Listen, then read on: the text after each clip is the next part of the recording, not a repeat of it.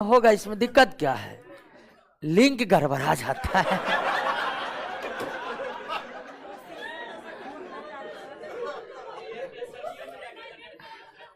ठीक है, कल ये लिंक काहे गड़बड़ा जाएगा? एक तो जानते हैं हमारा नोट्स इस व्यवस्था के साथ लिखा हुआ है कि कोई भी मतलब स्टूडेंट जो ग्रेजुएट है वो आराम से उसको पढ़ के समझ सकता है। एकदम एनसीईआरटी के भाषा को एकदम सरल तरीके से नोट्स में लिखे गए हैं, कोई भी पढ़कर समझ सकता है। और ना सिर्फ कोई भी पढ़कर समझ सकता है बल्कि समझ करके पीछे में जो प्रश्न है उसमें 80% प्रश्नों को हल कर सकता है। सही बात है, पढ़ा कहीं स्टूडेंट पढ़ा रहा है, वो जो 13 नंबर चैप्टर छूटा है, एक स्टूडेंट एक चक्कर में छूटा है। उसका कहना था कि सर हम 9th 10th को पढ़ाते हैं, ये तो स्केलेटन सिस्टम में 9th 10th में है नहीं, तो आप डायरेक्ट 14 पढ़ा दीजिए। ठीक है, 2-3 लड़का मैसेज किया, एक शिवहर में पढ़ा रहा है 9th 10th को, तो 9th 10th का पूरा सिलेबस यही है, स्केलेटन सिस्टम नहीं है शायद 9th 10th में। स्केलेटन सिस्टम सीधा 11th क्लास में पढ़ना पड़ता है। हाँ, तो उसी के कारण हम आगे बढ़े थे। कल ये नहीं भाई पढ़ा रहे हैं तो ठीक है, जब अच्छी बात है पढ़ा रहे हैं तो डायरेक्ट आ जाते हैं, उसी के चक्कर में छूट गया है। लेकिन कोई दिक्कत नहीं है, स्केलेटन सिस्टम का कहीं से लिंक का पेन है, लेकिन हाँ मतलब कहिएगा कि चैप्टर से लिंक है, ये चैप्टर के बाद स्केलेटन सिस्टम पढ़ते तो ठीक रहता, ऐसा कोई बात नहीं है। हाँ, तो जिन लड़का का लिंक गड़बड़ाया है, लिंक तो है ही नहीं तो गड़बड़ कैसे है?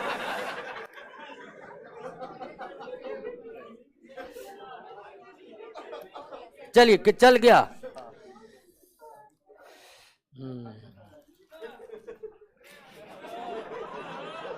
बताइए, शुरू करें एनवायरमेंट। चलिए दोस्तों, एनवायरमेंट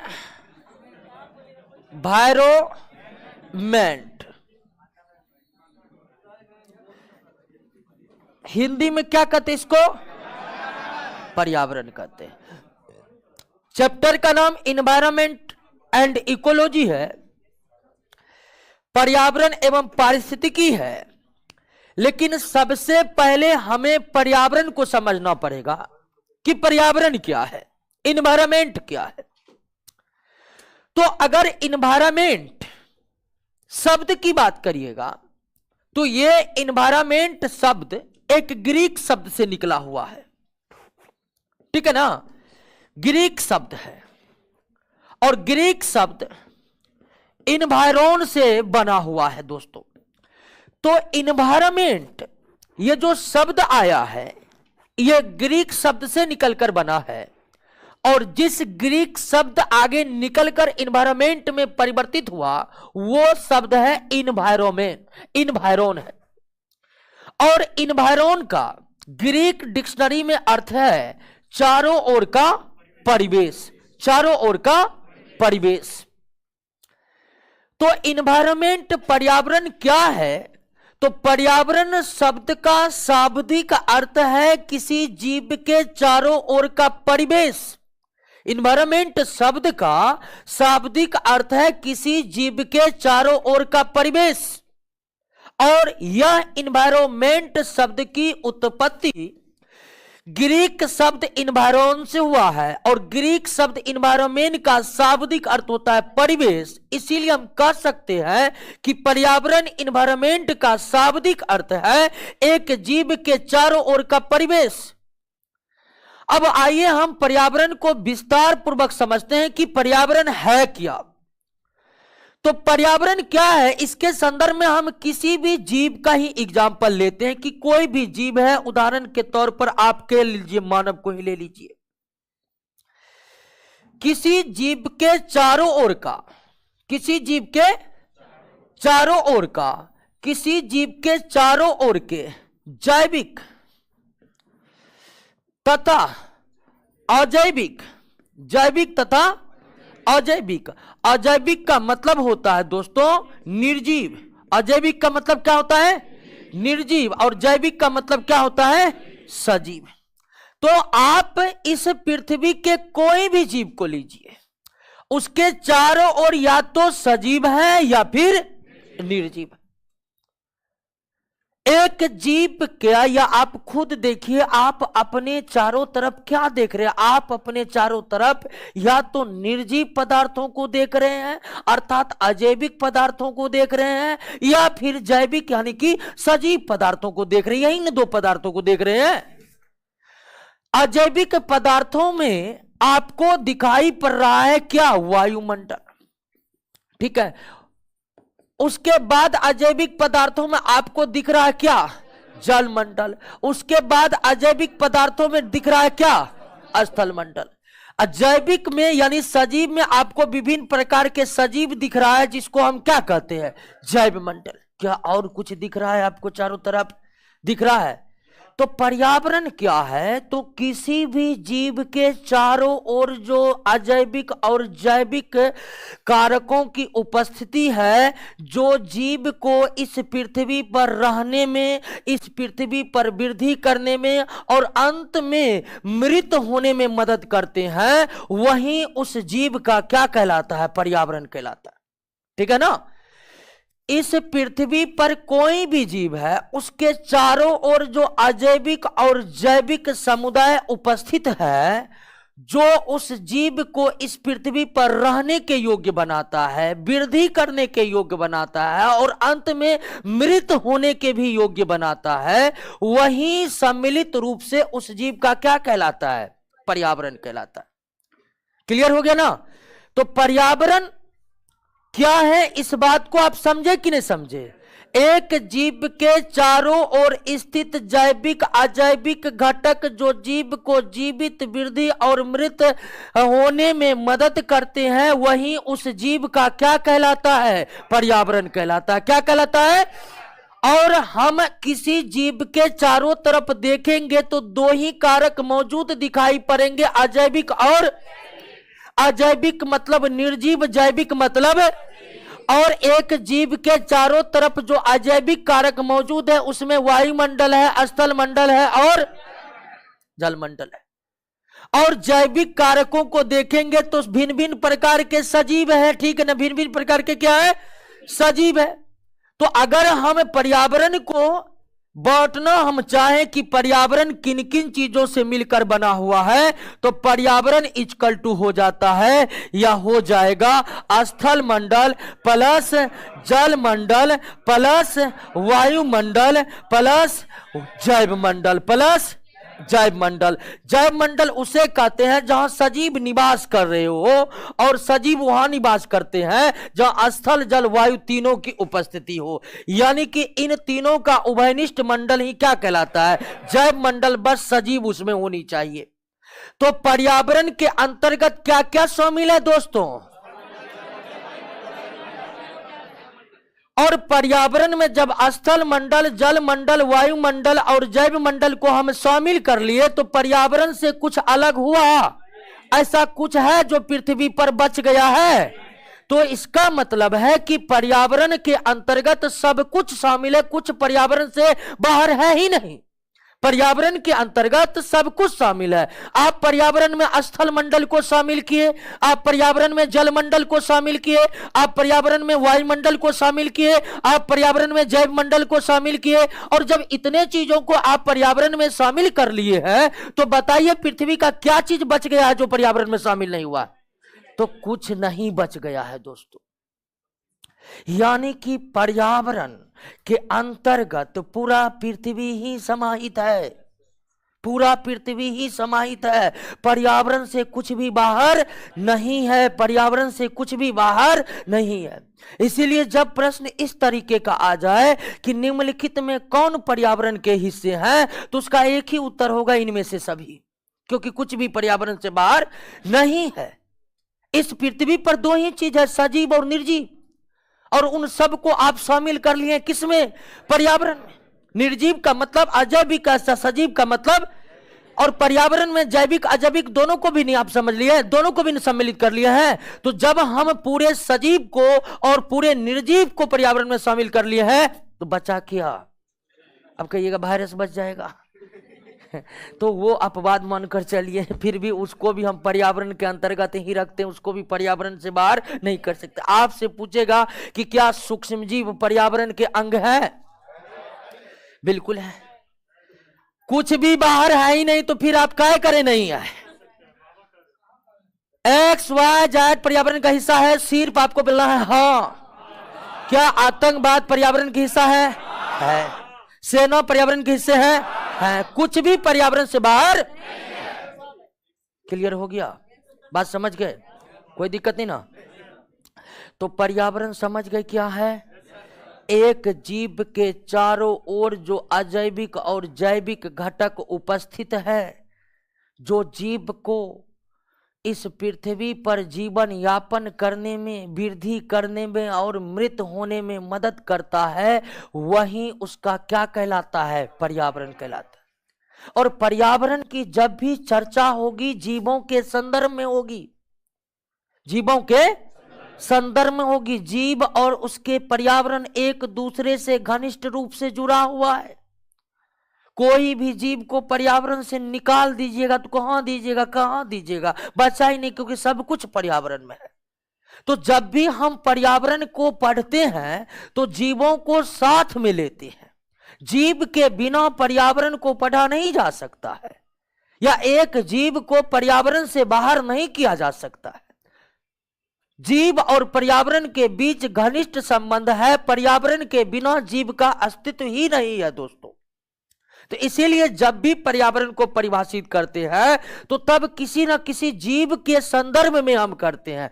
पर्यावरण क्या है? तो एक जीव के चारों ओर के जैविक अजैविक दशाओं का योग, जो जीव को जीवित रखने में, वृद्धि करने में और मृत होने में मदद करता है, वही उसका पर्यावरण कहलाता है। और अजैविक का मतलब निर्जीव, जैविक का मतलब सजीव, यानी कि एक जीव के चारों ओर दो ही प्रकार के दशाएं मौजूद है, जैविक अजैविक, निर्जीव सजीव, और दोनों सम्मिलित रूप कर क्या बन गया? पर्यावरण बन गया। और पर्यावरण को अगर हम टुकड़ों टुकड़ों में काटे तो स्थल मंडल, जल मंडल, वायुमंडल, और लेकिन पर्यावरण इन चीजों से मिलकर बना हुआ है। लेकिन किसी एक चीज को अगर हम हटा दें तो पर्यावरण छिन्न भिन्न हो जाएगा।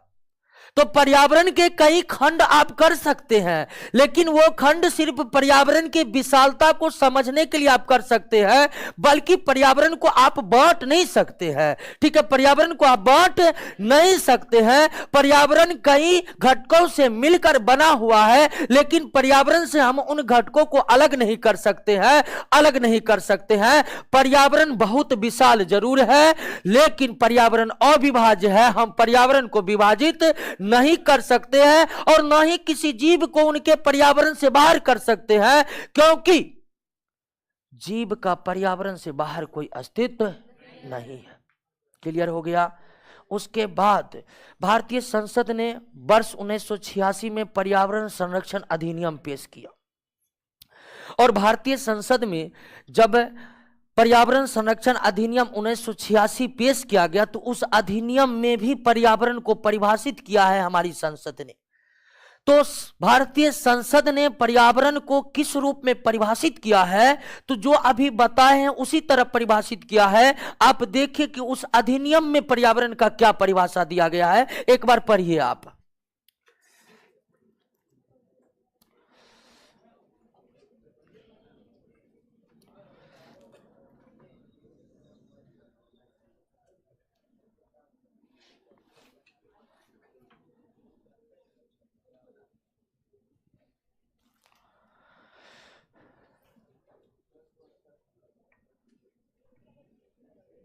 पढ़े तो वही बात ना है कि एक जीव के चारों ओर जो अजैविक और जैविक घटक है उसको सम्मिलित रूप से उस जीव का क्या कहते हैं? पर्यावरण कहते हैं। और एक पर्यावरण जीव को किसी भी जीव का पृथ्वी पर रहना, वृद्धि करना और अंत में मृत होना, सब कुछ पर्यावरण पर निर्भर करता है।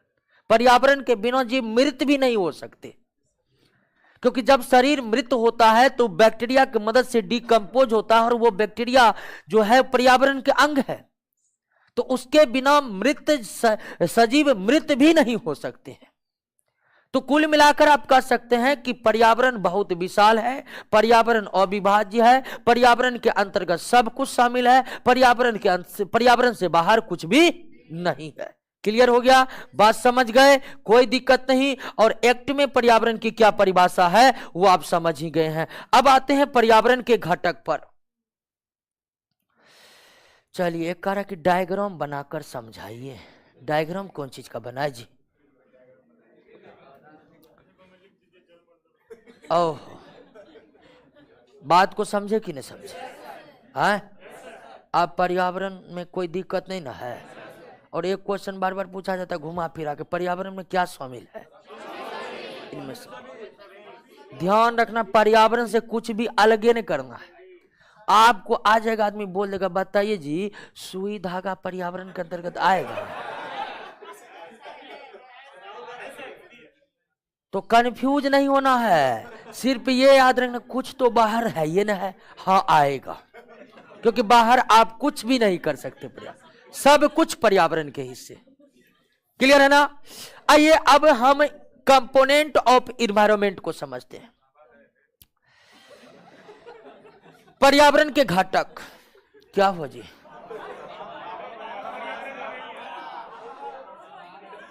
हल्ला मत करिए। पर्यावरण के घटकों को समझते हैं, कंपोनेंट ऑफ इन्वायरमेंट।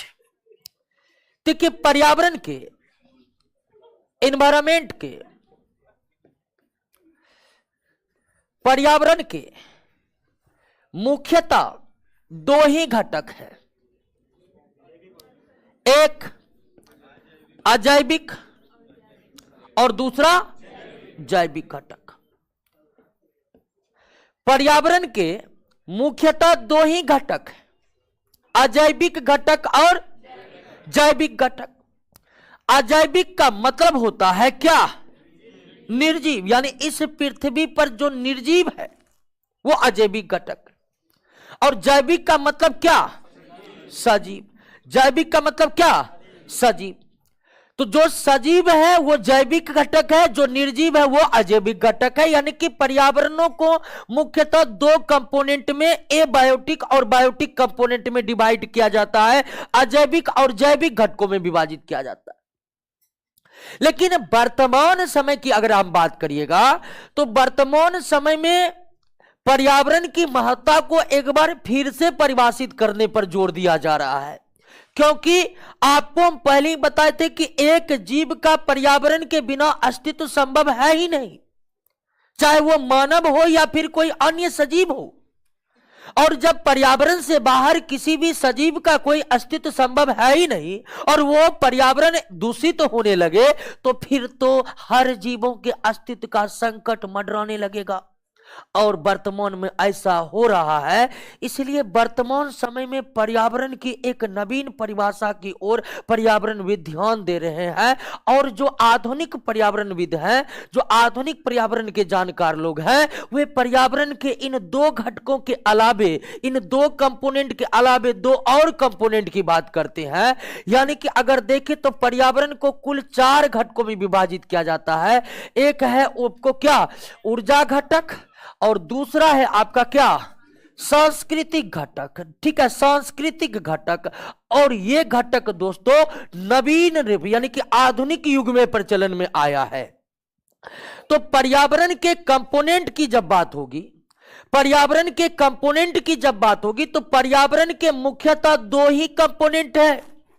पर्यावरण के मुख्यतः 2 ही घटक है, अजैविक घटक और।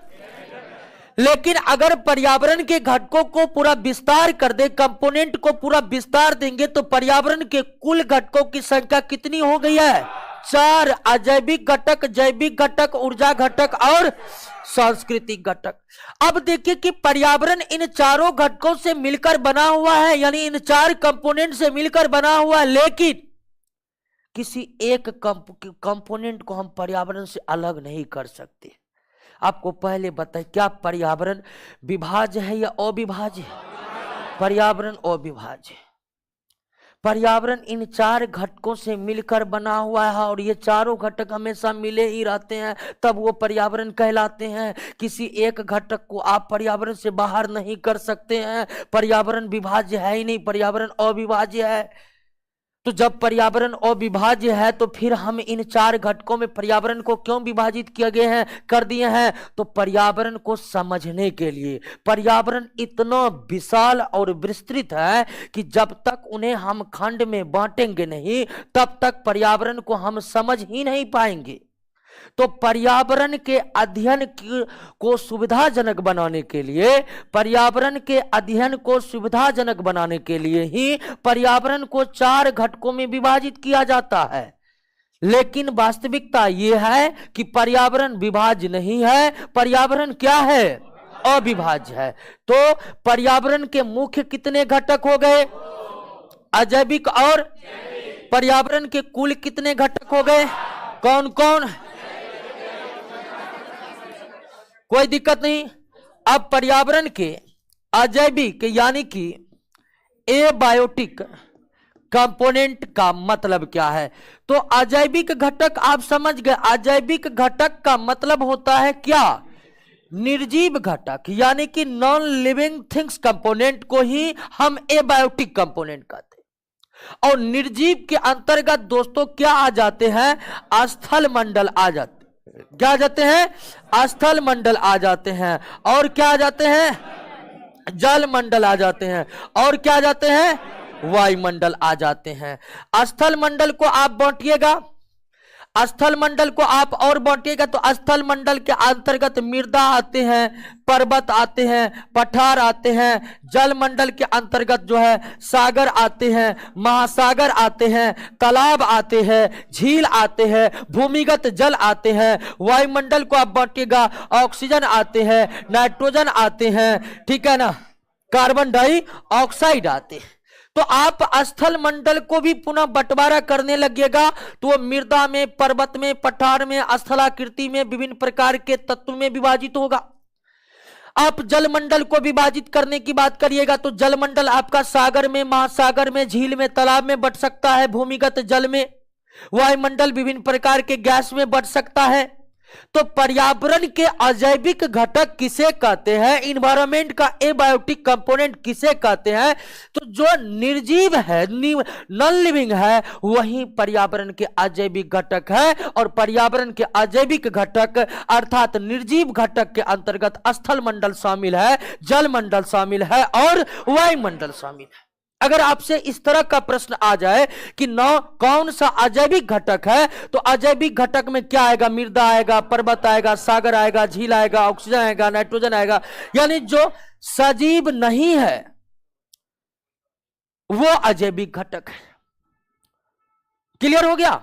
अब इस तरह के प्रश्न में कोई दिक्कत नहीं होगा कौन अजैविक घटक है। अगर प्रश्न आ गए कि कौन अजैविक घटक है, वीडियो रुक गया है। अरे बोले थे काट कर लाइव करने के लिए, काहे नहीं किए?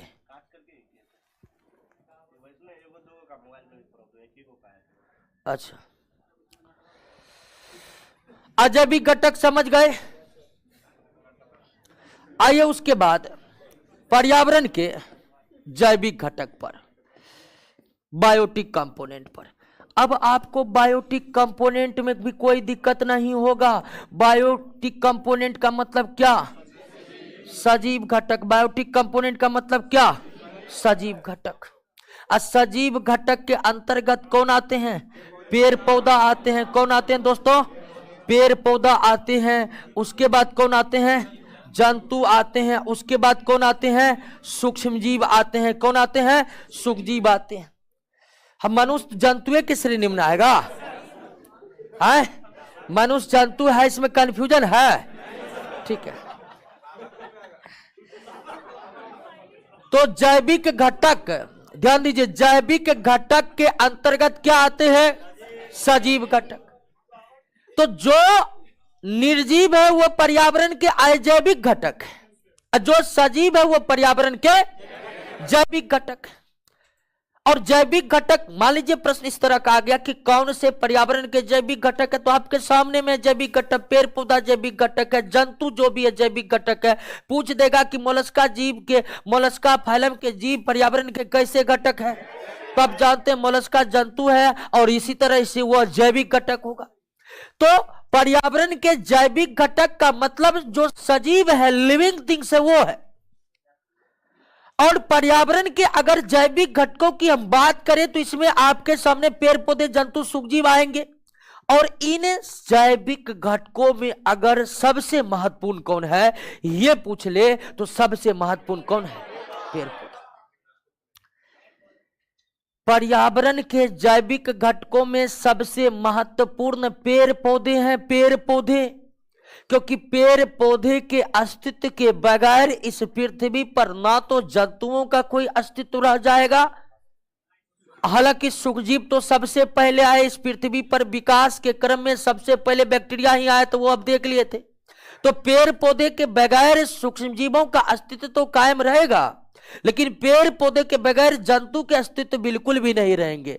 तो सबसे महत्वपूर्ण जैविक घटक जो है पेड़ पौधे है, क्योंकि पेड़ पौधे ही जंतु के अस्तित्व का निर्धारण इस पृथ्वी पर किए हुए हैं। पेड़ पौधे के बगैर जंतुओं का कोई अस्तित्व नहीं बचेगा, लेकिन जंतुओं के बगैर पेड़ पौधे का अस्तित्व बना रहेगा।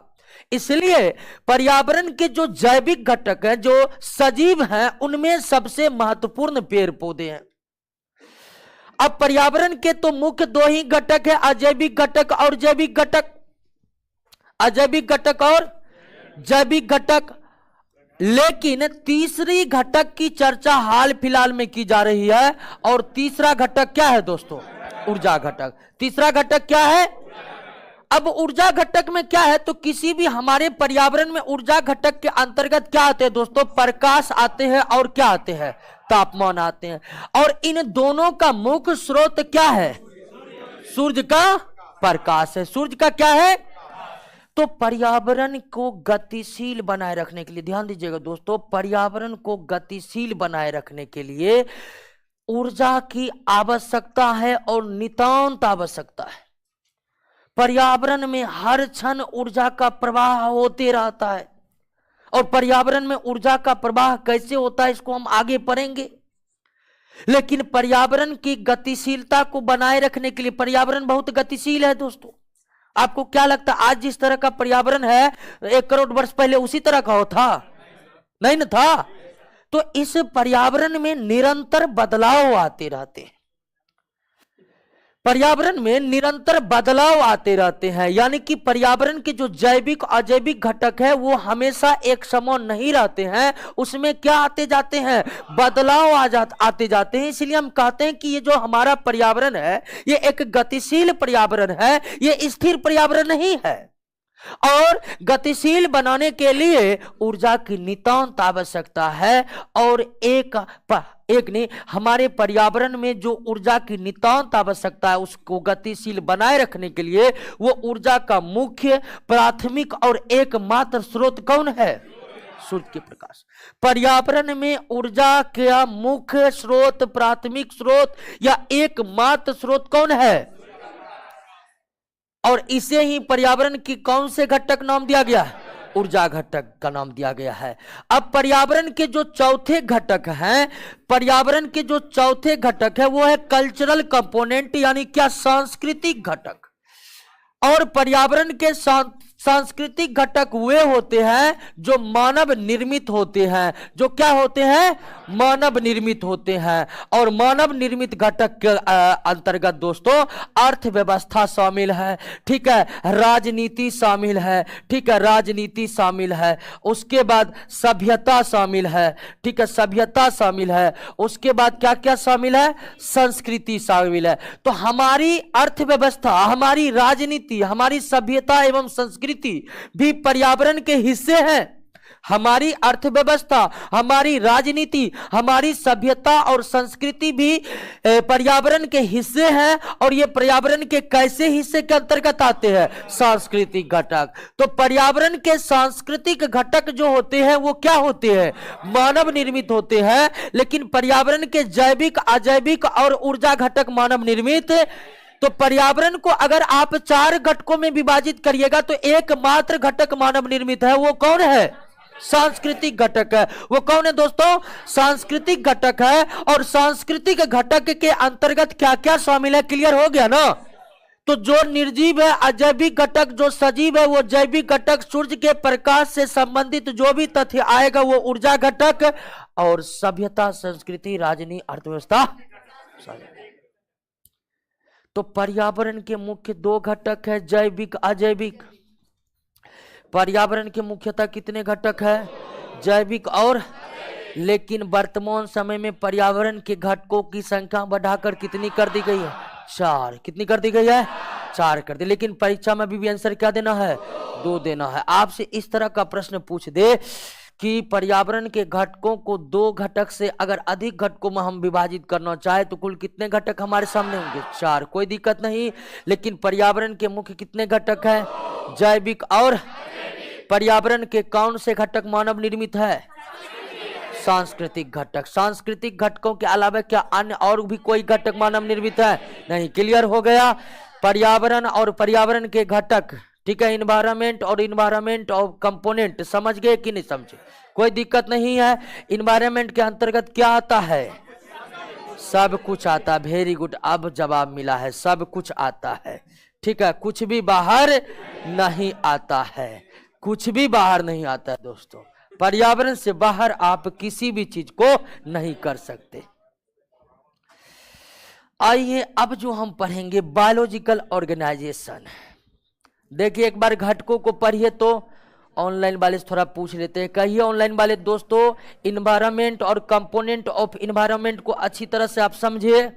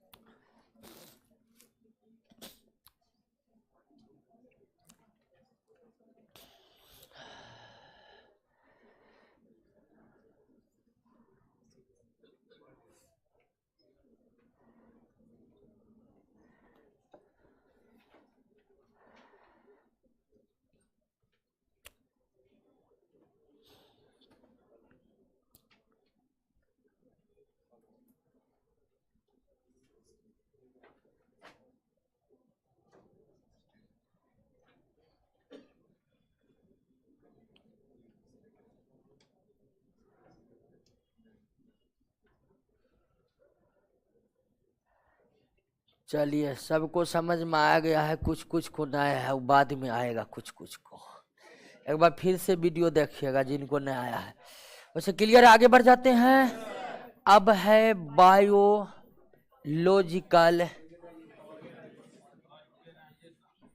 ऑर्गेनाइजेशन।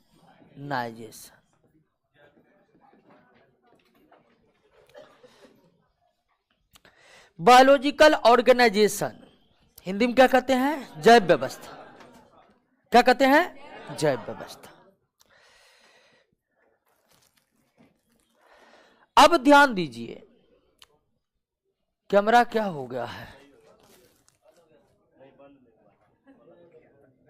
अच्छा अच्छा अच्छा। बायोलॉजिकल, सब कुछ ठीक ठाक है ना? Biological organization. आप जानते कि इस पृथ्वी पर जहां सजीव रहते हैं उसे हम क्या कहते हैं? जैव मंडल। और जैव मंडल होने के लिए स्थल मंडल का भी होना जरूरी है। यानी जहां कहीं भी सजीव निवास करे वह स्थल का होना जरूरी है। उसके बाद दोस्तों वहां जल का होना जरूरी है और वहां वायु का होना जरूरी है कि नहीं है? तो इस पृथ्वी पर जहां सजीव रहते हैं वो क्षेत्र जैव मंडल कहलाता है। और पृथ्वी का ऐसा कोई क्षेत्र नहीं है जहां जैव मंडल, जहां सजीव निवास नहीं करते। आप ध्रुवीय क्षेत्र से लेकर के विषुवत रेखीय क्षेत्र तक आइए, यानी कि पृथ्वी के एक छोर से दूसरे छोर तक जाइए। आपको ऐसा है कहीं पर सजीव की उपस्थिति नहीं मिलेगी, हर जगह सजीव की उपस्थिति है। अंटार्कटिका जहां पर का पर्यावरण बहुत ही विकट परिस्थितियों वाला है, वहां पर भी आपको सजीव मिलेंगे। अब विषुवत रेखीय क्षेत्र में आइएगा तो भर भर के आपको सजीव मिलेंगे, मतलब सजीवों की विविधता काफी ज्यादा है वहां पर। तो हर क्षेत्र में आपको सजीव निवास करेंगे, मिल जाएंगे। तो आप कह सकते हैं कि जैव मंडल के अंतर्गत पूरा का पूरा पृथ्वी समाहित है। लेकिन इस जैव मंडल को हम बांट दे और फिर उसको भी बांट दे और बंटवारा करते जाए तो बंटवारा की कोई तो अंतिम सीमा होगी, है कि नहीं है? इस पृथ्वी पर जैव मंडल क्या है? तो हम बोले कि जैव मंडल वो है जहां सजीव निवास करते। और सजीव कहां निवास करते हैं ये जब हम देखने की कोशिश किए तो पृथ्वी पर ऐसा कोई क्षेत्र ही नहीं मिला। अपवाद मृत सागर है। मृत सागर का आप नाम सुने होंगे। उसकी लवणता इतनी अधिक है कि वहां कोई जीव निवास नहीं करते हैं, इसलिए उसका नाम मृत सागर है। तो कुछ अपवादों को छोड़ दीजिए, हालांकि उस मृत सागर में भी लोग तैरने के लिए जाते हैं और 10-15 मिनट के लिए आप तैर सकते हैं। हालांकि लवण इतनी ज्यादा है कि वह मानव के तैरने के लिए उपयुक्त नहीं है। तो कुछ अपवाद हो सकते हैं पृथ्वी पर जहां सजीव ना हो, लेकिन पृथ्वी के हर जगह सजीव है। यानी कि आप कह सकते हैं कि पूरा पृथ्वी ही जैव मंडल के अंतर्गत समाहित है। तो ये जो हमारा जैव मंडल बना है सजीवों को लेकर, तो इस जैव मंडल का अगर हम बंटवारा करते जाए तो कभी अंत आएगा जब बंटवारा नहीं होगा। है अंत होगा कि ना होगा? वहां अंत से अब फिर हम आगे बढ़ेंगे तो कहां पर आकर समाप्त होगा? जैव मंडल पर। तो जैव मंडल की पूरी व्यवस्था किस प्रकार से बनी हुई है उसे ही हम कहते हैं बायोलॉजिकल ऑर्गेनाइजेशन। और बायोलॉजिकल ऑर्गेनाइजेशन यानी कि जैव मंडल की संरचना जो एक से एक जुड़कर बनी हुई है, उसको समझना आपके लिए कोई बहुत बड़ा चैलेंज का विषय नहीं है, बहुत आसान तरीके से है। अगर आप जैव मंडल को बांटने का प्रयास करिएगा तो अंतिम में, सबसे अंत में जाकर आपको मिलेगा क्या? अणुपरमाणु। क्या मिलेगा? अणुपरमाणु मिलेगा। अणुपरमाणु मिलकर के क्या बनाएगा दोस्तों? कोशिका बनाएगा। कोशिका मिलाकर क्या बनाएगा? उत्तक या कोशिका का समूह। उत्तक मिलाकर अंग, अंग मिलाकर अंग तंत्र, अंग तंत्र मिलाकर जीव, जीव मिलकर आबादी, आबादी यानी पॉपुलेशन, आबादी मिलकर समुदाय यानी कि कम्युनिटी, और समुदाय मिलकर के पारिस्थितिक तंत्र। अब पारिस्थितिक तंत्र के बारे में अभी हम नहीं पढ़े हैं। पारिस्थितिकी तंत्र और कई पारिस्थितिक तंत्र मिल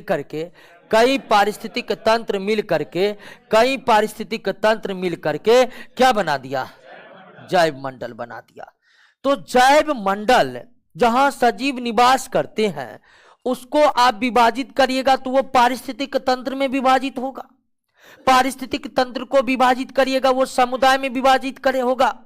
समुदाय को विभाजित करिएगा तो वो भिन्न भिन्न जाति के आबादी में विभाजित होगा, फिर जीव में विभाजित होगा, और जीव को विभाजित करने लगेगा तो कुछ इस तरह विभाजित होगा। यानी जैव मंडल की शुरुआत इस पृथ्वी पर अणु परमाणुओं के रूप में होती है और पुनः एक दूसरे से जुड़ते हुए अंत में एक विशाल जैव मंडल का निर्माण इस पृथ्वी पर हुआ है।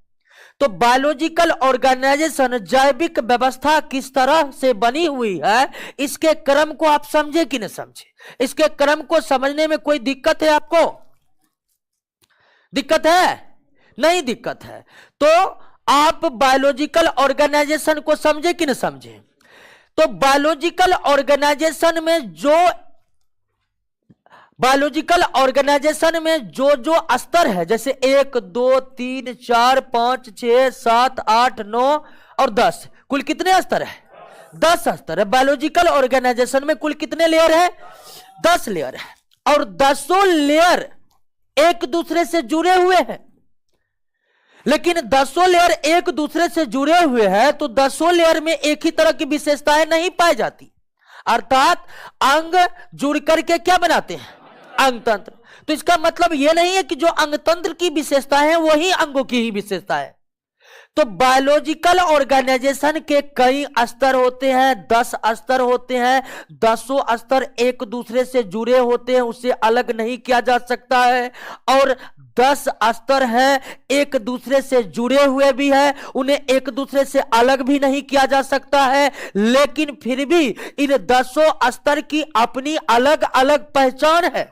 अर्थात जो पहचान कोशिका का है वो पहचान कोशिका से ऊतक नहीं छीन सकता है, और ऊतकों की जो पहचान है वो पहचान अंग में नहीं है।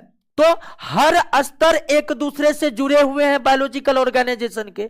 हर स्तर को हम अलग नहीं कर सकते एक दूसरे से, लेकिन हर स्तर की अपनी एक विशेषता है, जिसके कारण अपनी उसकी एक विशेष पहचान है। वो पहचान बायोलॉजिकल ऑर्गेनाइजेशन का कोई दूसरा स्तर उससे छीन नहीं सकता। क्लियर हो गया? कोई दिक्कत नहीं। अब आइए बायोलॉजिकल ऑर्गेनाइजेशन से संबंधित कुछ कुछ टर्म को समझना जरूरी है। ठीक है, कुछ कुछ टर्म को समझना जरूरी है। और पहला टर्म है आपका जाति। पहला टर्म किसको समझना है? जाति को समझना है, स्पीशीज को समझना है। जाति क्या है? जाति क्या है? जाति क्या है? एक ही प्रकार के जीव, एक ही प्रकार के जीव जो आपस में प्रजनन कर सके, अपने जैसे बच्चे उत्पन्न कर सके, उसे हम क्या कहते हैं? जाति कहते हैं। एक ही प्रकार के जीव जो देखने में समान लगते हैं, आपस में प्रजनन करते हैं, अपने जैसे संतान उत्पन्न करते हैं, जीवों के उस समूह को ही हम क्या कहते हैं? जाति। तो जाति क्या है पर्यावरण के संदर्भ में ये समझे कि ना? हाँ, ये वो वाला जाति नहीं है, ठीक है, जो आप समझ रहे हैं, ठीक है ना? तो वो जाति से बिल्कुल भिन्न कॉन्सेप्ट है इस जाति का। ठीक है, उस जाति को अंग्रेजी में कास्ट कहते हैं, यहां पर जाति का अंग्रेजी क्या है? स्पीशीज है। तो ध्यान भंग नहीं करना। तो जाति क्या है? तो एक ही प्रकार के जीव जो दिखने में समान लगते हैं, आपस में प्रजनन करते हैं और अपने जैसे बच्चे उत्पन्न करते हैं, उसे क्या कहते हैं? जाति कहते हैं। जैसे मानव इस पृथ्वी पर का एक जाति है, बरगद का पेड़ एक जाति है, कुत्ता एक जाति है, घोड़ा एक जाति है। और शुरुआत में ही हम बताए थे कि अब तक हमारे वैज्ञानिकों ने 1.8 मिलियन जातियों की खोज कर ली है, और बाकी का अभी खोजा जाना बाकी ही है दोस्तों। तो जाति किसे कहते हैं? क्लियर हो गया। अब दूसरा चीज समझना है बायोलॉजिकल ऑर्गेनाइजेशन में, आबादी।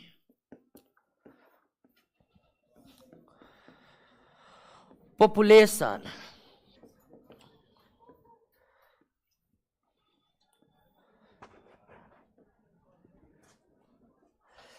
जब आबादी का हम जिक्र करेंगे, ठीक है, अगर आपको आबादी जानना है तो सबसे पहले आपको जानना पड़ेगा क्या?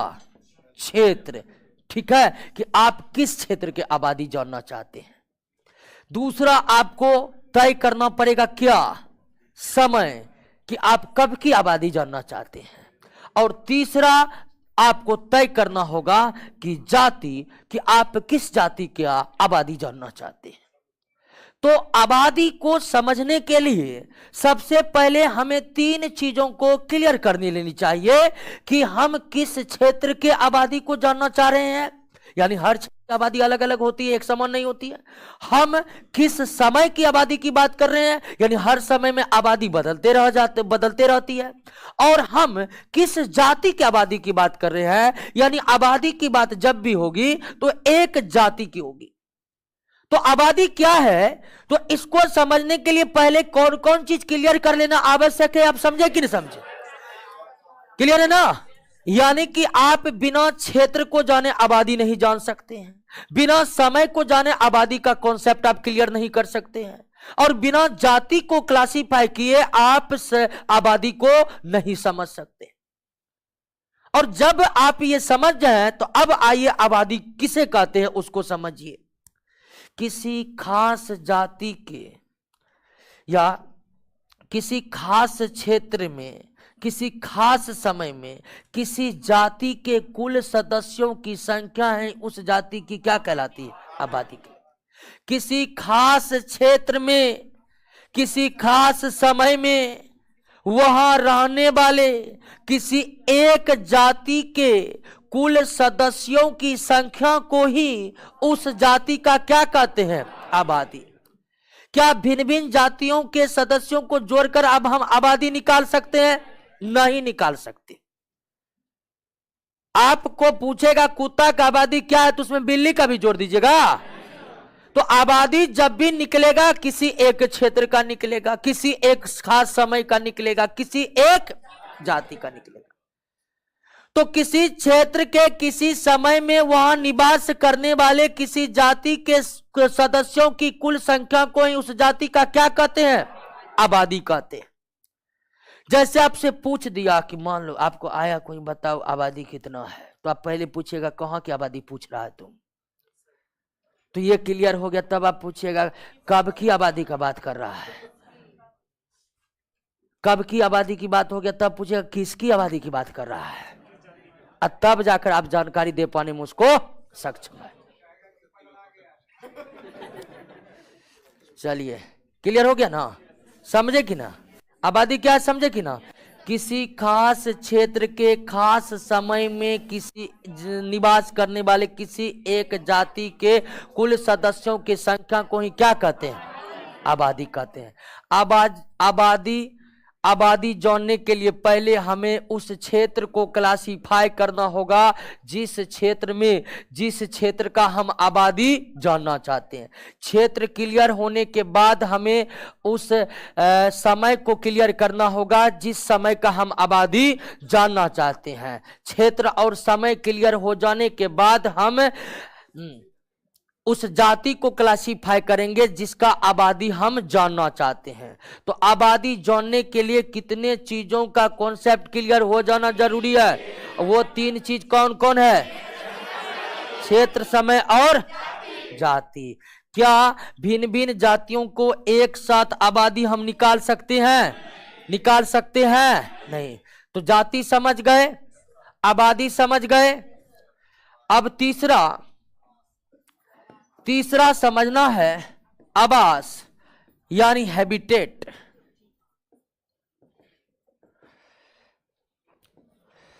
हैबिटेट यानी कि आवास। और आवास क्या है ये बताने की कोई जरूरी है क्या? जीव जहां निवास करते हैं, जहां अपने लिए भोजनों की तलाश करते हैं, वहीं उसका आवास होता है। क्लियर हो गया ना? जीव जहां निवास करते हैं, जहां भोजनों की तलाश करते हैं, वहीं उसका आवास होता है। और आवास की विशेषता है कि एग्जाम्पल में आप ले लीजिए, जंगल एक आवास है, तालाब एक आवास है, महासागर एक आवास है। ठीक है? तो आवास किसे कहते हैं? हैबिटेट कैसे कहते हैं? तो जहां जीव निवास करते हैं और भोजनों की तलाश करते हैं। और आवास की विशेषता होती है कि एक आवास में कई प्रकार की जातियां निवास करती हैं। एक आवास के अंतर्गत केवल एक जाति के जीव नहीं रहते हैं। आवासों की सबसे बेहतरीन विशेषता यह है कि आवास में कई प्रकार के जातियां निवास करते हैं। आप जंगल चल जाइए, वहां शेर भी है, जंगली कुत्ता भी है, हिरन भी है, सियार भी है, पता नहीं क्या क्या रहते हैं। तो जंगल एक आवास है, लेकिन उसके भीतर में कई प्रकार के क्या निवास करते हैं? जाति निवास करते हैं। तो आवास क्या है? तो जहां जीव निवास करते हैं और भोजनों की तलाश करते हैं। और आवास की सबसे प्रमुख विशेषता है कि एक आवास में केवल एक जाति नहीं, बल्कि एक आवास में कई प्रकार की जातियां निवास करती हैं। क्या एक आवास में केवल एक ही जातियां निवास कर सकती है? नहीं, आवास में हमेशा एक से अधिक जातियां निवास करती है। आवास में हमेशा एक से अधिक जातियां निवास करते हैं। चौथा चीज समझना है, निकेत। निकेत अंग्रेजी में इतने लिखते हैं निके, हिंदी में निकेत कहते हैं। निकेत क्या है? निकेत आवासों के भीतर का वो विशिष्ट जगह है जहां केवल एक ही जाति के जीव निवास कर सकते। क्लियर है ना? निकेत क्या है? तो इस बात को समझिए कि निकेत आवासों के भीतर वो विशिष्ट जगह है जहां केवल एक ही जाति के जीव निवास करते हैं। यानी कि आवासों को अगर आप बंटवारा करने की सोच रहे हैं तो आवासों का बंटवारा किसमें किया जा सकता है? निकेत में किया जा सकता है। आवासों का बंटवारा किसमें किया जा सकता है? निकेत में। जैसे वन आवास है, वन आवास है, लेकिन शेर का मांद क्या है? खरगोश का बिल क्या है? खरगोश का बिल क्या है? निकेत है। कौवा का घोंसला क्या है? निकेत है। कौवा का घोंसला क्या है? निकेत है। हाँ, गुफा भी दे दीजिए। तो निकेत किसे कहते हैं? पुनः समझिए कि आवासों के भीतर का वह विशिष्ट क्षेत्र जहां केवल एक ही जाति के जीव निवास कर सकते हैं उसे हम क्या कहते हैं? निकेत। यानी आवासों का विभाजन निकेतों में किया जा सकता है। और आवास और निकेत में फर्क इतना है कि आवास में कई सारी जातियां निवास करती है, लेकिन निकेत में केवल एक जातियां निवास करती है। शेर के मांद में केवल शेर रहेगा, सियार जाएगा तो मारा जाएगा। क्लियर है ना बात? है कि ना है? कोई दिक्कत नहीं ना? तो एक निकेत में कितनी जातियां रह सकती है? केवल एक। लेकिन एक आवास में एक से अधिक जातियां रहती है। एक आवास में एक से अधिक जातियां रहती है। तो निकेत समझ गए, आवास समझ गए। आवासों का बंटवारा किसमें हो सकता है? निकेतों में हो सकता है। आवासों का बंटवारा किसमें हो सकता है? निकेतों में हो सकता है।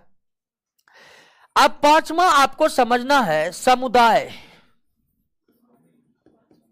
कम्युनिटी।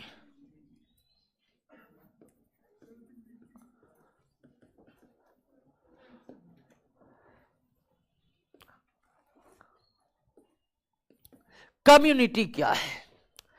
अब देखिए कि एक आवास में क्या एक ही जातियां निवास करती है? नहीं, ढेर सारी जातियां निवास करती है।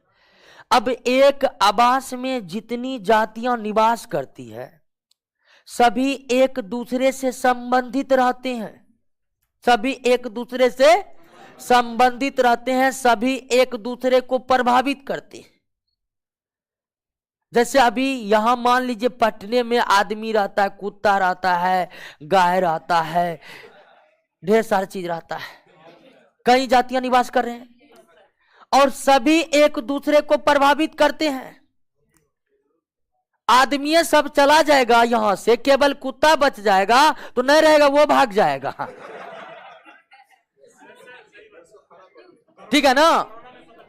या सारा कुत्ते भी भाग जाएगा तो दूसरे दिन मानव टेंशन में आ जाएगा, गया तो गया किधर, क्या हो रहा है। यानी कि एक आवास में कई सारी जातियां निवास करती है और वे सभी जातियां एक दूसरे पर निर्भर रहते हैं, एक दूसरे को प्रभावित करती है। एक आवास में रहने वाले सभी जातियां जो एक दूसरे को प्रभावित करती है, सम्मिलित रूप से किसका निर्माण करती है? समुदाय का निर्माण करती है। यानी समुदाय का निर्माण किसी विशेष क्षेत्र में निवास करने वाले सभी जातियों को मिलाकर होता है। उदाहरण के लिए कि यह पटना का समुदाय है तो पटना में जितना भी जातियां हैं वो पटना के समुदाय के हिस्से में आ जाएंगे। यानी समुदाय का निर्माण कई प्रकार के जातियों को मिलाकर होता है, जातियों को मिलाकर होता है और वे जाति एक दूसरे को प्रभावित करनी चाहिए। और निश्चित तौर पर पर्यावरण में जितने भी जीव है ना, वो किसी न किसी तरह एक दूसरे को प्रभावित ही करते हैं, किसी न किसी तरह एक दूसरे को प्रभावित ही कर सकते हैं। आप कोई भी जीव को देख लीजिए, आपको प्रभावित कर देगा। हाँ, या तो वो काट लेगा या आप काट दीजिएगा। क्या? तो समझ गए? बायोलॉजिकल ऑर्गेनाइजेशन समझे। और बायोलॉजिकल ऑर्गेनाइजेशन के जो टर्म है, जाति, आबादी, आवास, निकेत और समुदाय। समुदाय को बायोम भी कहा जाता है। कभी कभी समुदाय में जैविक लगा दिया जाता है, जैविक समुदाय। तो समुदाय आए या बायोम आए, पूछते का बायोम क्या है? तो किसी खास क्षेत्र के रहने वाले सभी जाति आपस में मिलकर किसका निर्माण करते हैं? बायोम। अब हम समुदाय की बात किए हैं तो केवल जंतु का ही हम एग्जाम्पल दिए, तो इसका मतलब यह नहीं कि पेड़ पौधे को हम समुदाय से बाहर निकाल देंगे। एक आवास में न सिर्फ जंतु रहता बल्कि पेड़ पौधे भी रहते हैं, और पेड़ पौधे भी समुदाय के हिस्से हैं। ऐसा नहीं कि हम समुदाय में केवल जंतु की जातियों को शामिल कर लेंगे। तो क्लियर हो गया बात? समझ गए ना? बायोलॉजिकल ऑर्गेनाइजेशन समझ गए? चलिए अगला क्लास में आगे बढ़ेंगे। टाइम हो गया।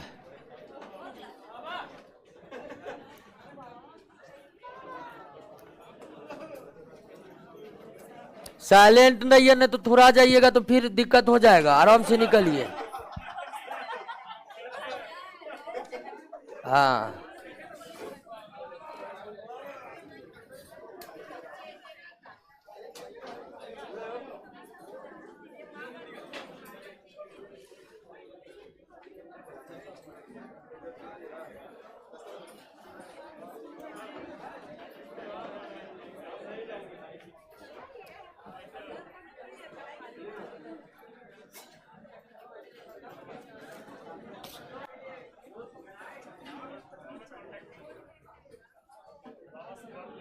ठीक।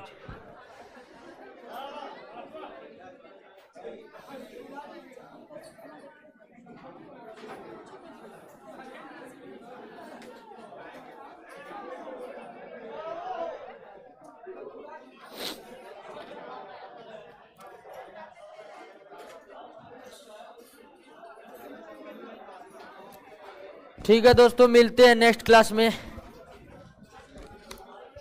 पर्यावरण जल्दी समाप्त करते हैं।